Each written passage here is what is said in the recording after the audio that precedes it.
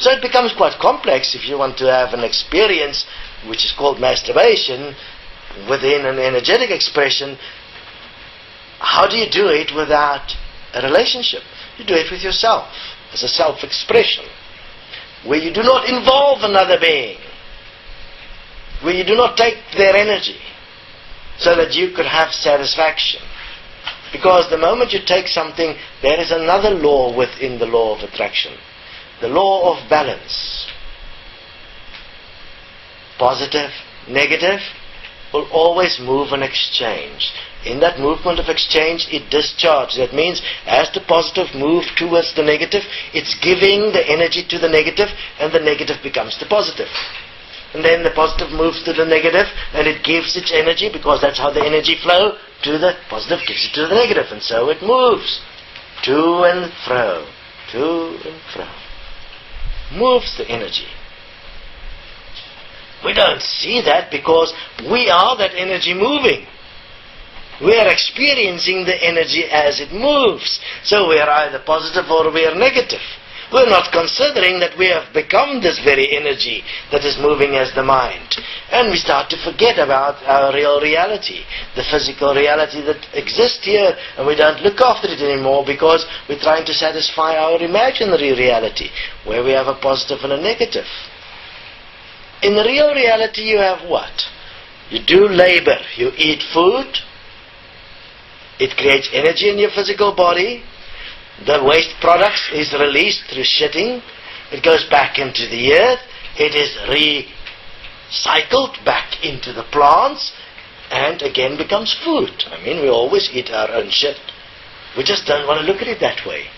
Every piece of food you ever eat that comes from the earth is coming from manure. Either dog shit, animal shit, human shit, or shit that from the trees that is decomposing, that is regenerated through the sun. And photosynthesis is an example into food that we eat.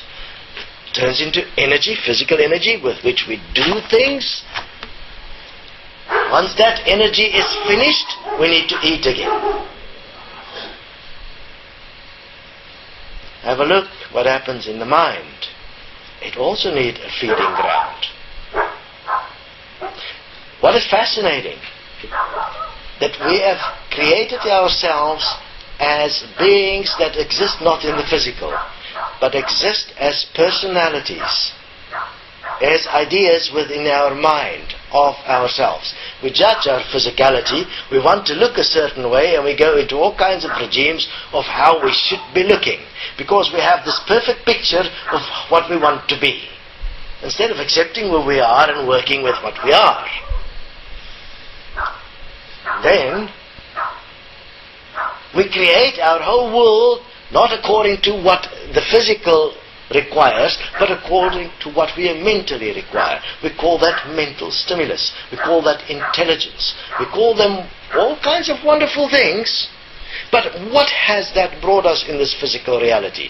We have a world in peril. We have beings being abused sexually, which starts off, your sexual abuse that starts off as an imaginary abuse becomes an obsession, and it's all done in secret.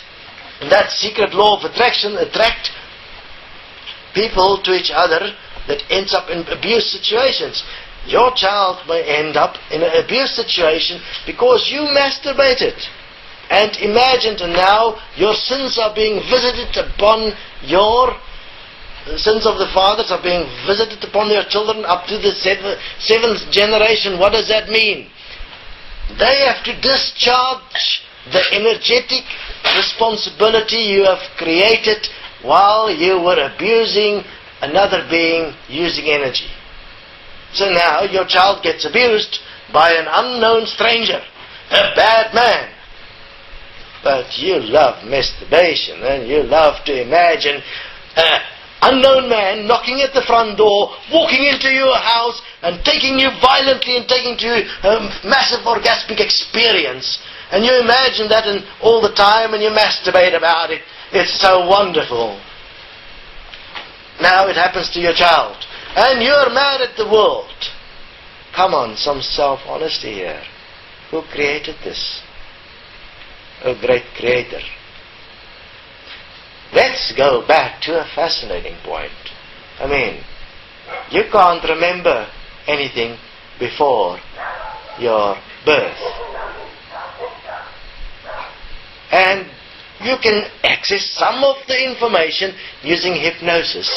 But if you go and study people that has done this quite meticulously, like Newton, you'll notice that the information is very limited, and as he found out very specifically, which is why his work is unusual, he found out that it depends on what question you ask to determine what information or answer you'll get.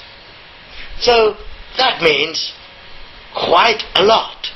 Very few people consider the question to be asked, and is even willing to consider the answer you'll get to the question you're asking. So if you're not willing to ask the question, I mean, it's in our religions, isn't it? Ask and ye shall receive. So if you really want to know, you have to ask.